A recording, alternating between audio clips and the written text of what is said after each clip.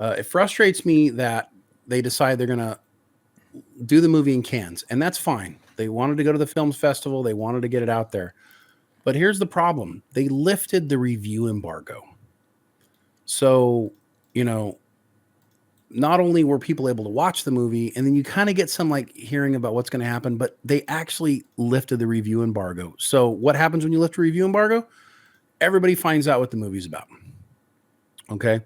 And so it's a little frustrating because I like to go into a movie relatively, you know, having my own opinion about it. The problem is when so many people put out a negative review of something in advance, it makes it really hard not to walk into it with a little bit of blinders on. Brian, can you show what the Rotten Tomatoes is on Indiana Jones and the Yes. Yes, I can. Yes, I can, Shane. this concerns me in a couple of ways. It concerns me, but it also intrigues me. It's a couple of things that concern me. So, usually when critics' reviews are really bad, then that can actually be a good thing. Right. Like that can be like that means that the people may actually love the movie, Right. right? So there's some hope there. But when you go through and look at the reviews, you start to realize that most of the things that they're talking about are very troubling. Now, if you don't want to know, if you've been avoiding Indiana Jones reviews because you don't want to know anything about what's coming, I don't think we're going to give away any specifics, but we are going to talk about some of the things people are reporting. So this is your heads up, the potential spoiler territory. Yeah. And there's one more thing. I would like to mention something. Sure. It's not like we actually trust the reviews 99% of the time. I've said it a million times. The audience score, it means monumentally more to me than the critic score. However, what these reviews seem to point out is that either they're being honest, they're in a rare moment of honesty, they're expressing their actual displeasure for this movie, or they weren't paid enough by Disney to show for it. One of the two. Right. And since they showed it in Cannes, obviously Disney's not paying people. So let's go through a few things that people are saying here. So here are some of the comments that have us concerned or have me concerned, and Brian probably as well. Phoebe Waller-Bridge's character is unlikable. So we all know in almost any movie you watch, if the female tough character is unlikable, strong female central character is unlikable, they're usually almost universally hated. Right. So that's not a good sign when you see something like that.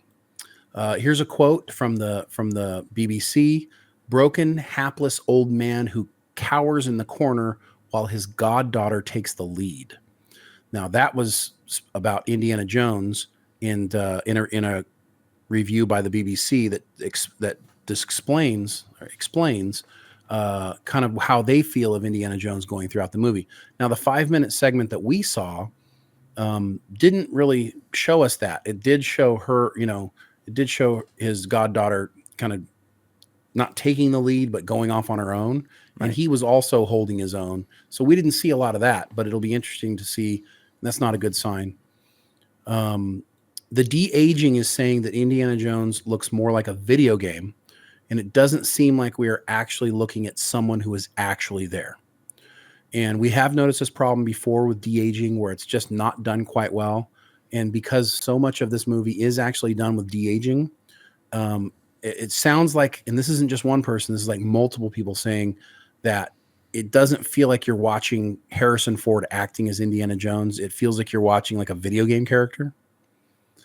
And so that is not a good thing. Right. Someone else described it as it feels like a counterfeit of priceless treasure.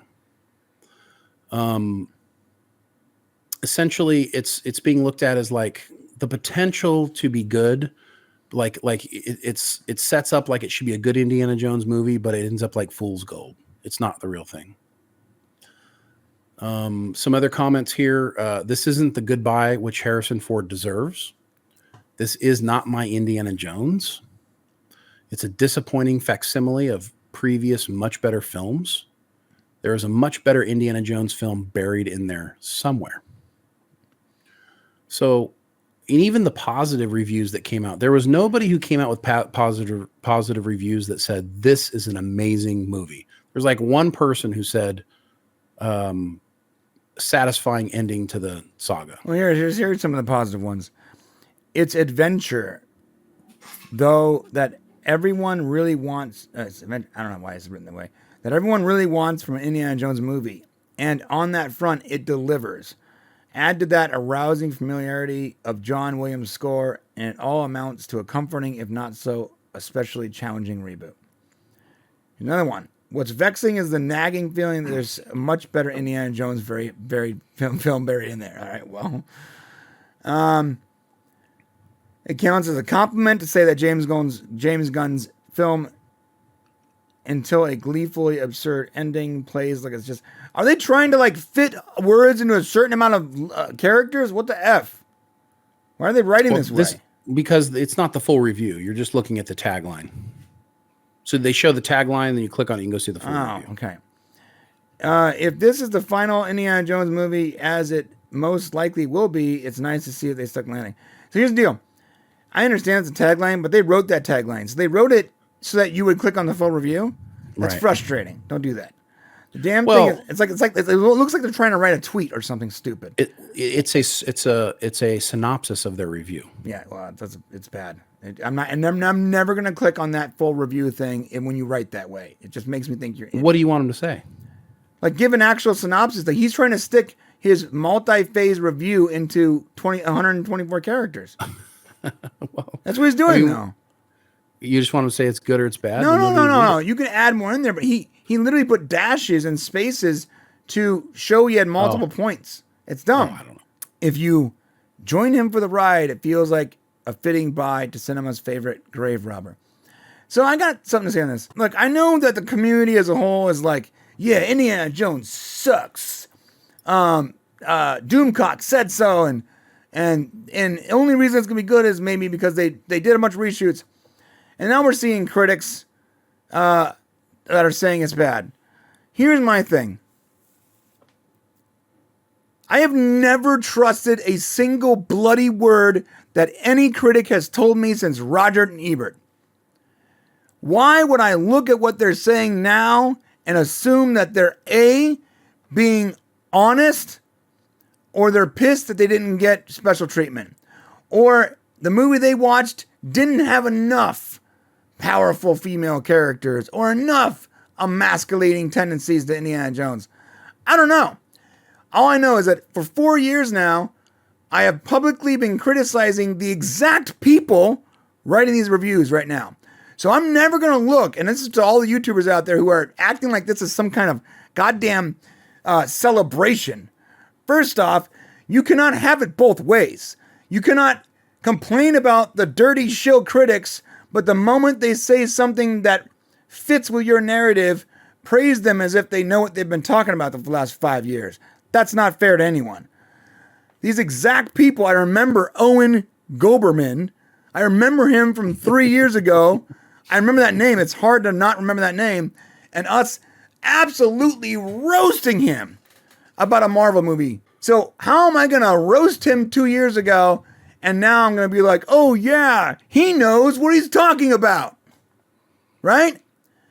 I think you got a point there. It's not a reasonable thing, but there's a lot of people that friends of ours that are like, that they're popping fireworks saying, see, we told you Indiana Jones sucks.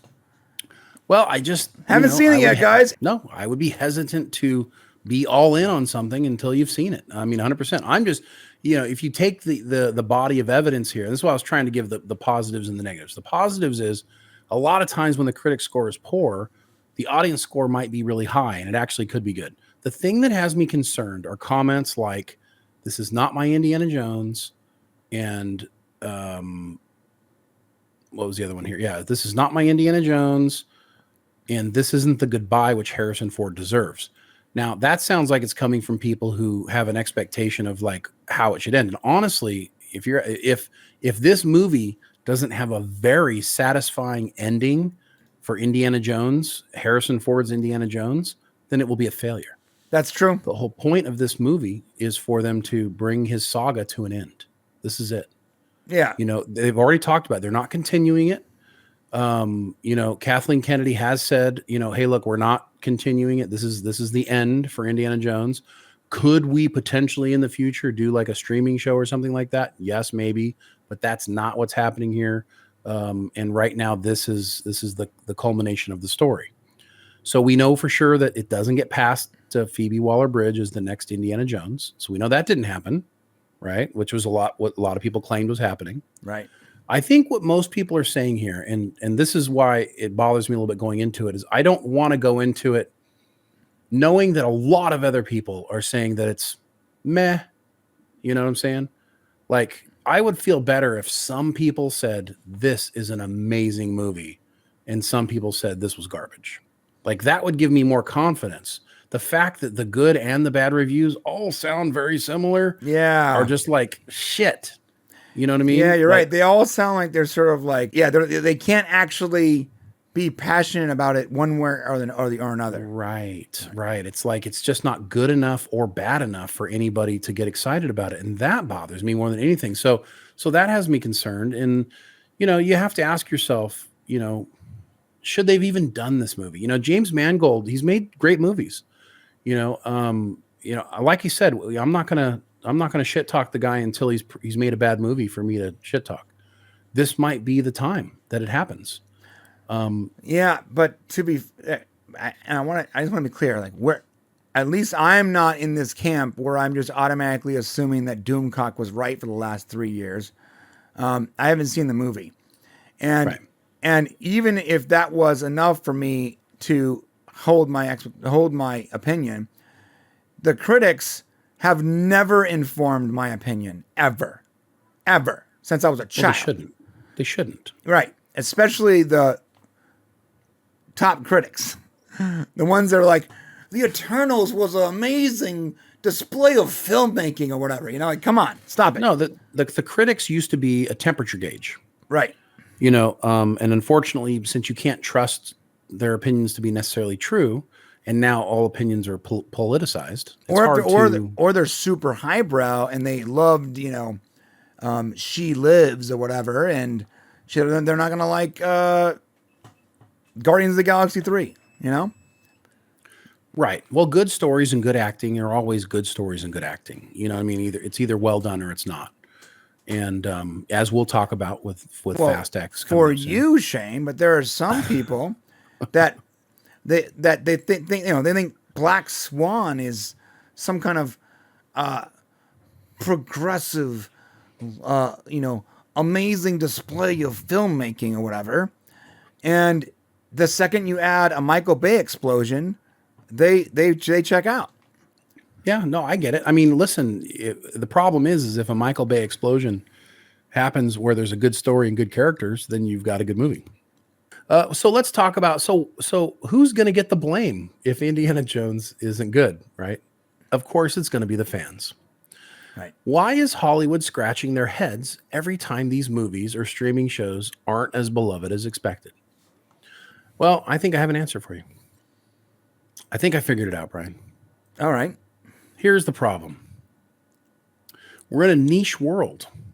And as streaming, the internet, and social media continues to create more and more products, we will continue to love fewer things more intensely. This is why you just can't allow anyone to make a movie or a TV show anymore. Right. You need someone who is on the same level as the fan base you are making your product for. Right. The only time you can truly do whatever you want to do is if you're creating something new, which Hollywood is too terrified to do because they're afraid it won't make them any money. Right. So if you're going to have somebody make Indiana Jones, you actually have to have them go and say, as a fan, what do I want Indiana Jones to be? How do I want it to end? How would this culminate and make me happy? Right. You got to go back to the first 3 movies, figure out what made those movies good. Then you go and make a movie. And you have to be able to set yourself aside. You have to be able to say, look, my name is James Mangold. And yes, I want to be beloved and one of the great directors of all time. You can't make an Indiana Jones movie. Because if you're going to make an Indiana Jones movie, you need to go back and say, I'm willing to put the movie ahead of myself. Right. That's it. If you're making Star Trek, you have to be willing to put Star Trek ahead of yourself. Right. You have to. Star Wars, same thing. You have to immerse yourself. You have to be an expert, because as these niche audiences get smaller and smaller, we're getting smaller, guys. I only have time to like a few things. I don't have time. There's too much content in the world. There's too many streaming services. There was a time when you went out to watch a movie, and that was like the movie you went and watched. Everybody went and saw it. That's the new movie. Right?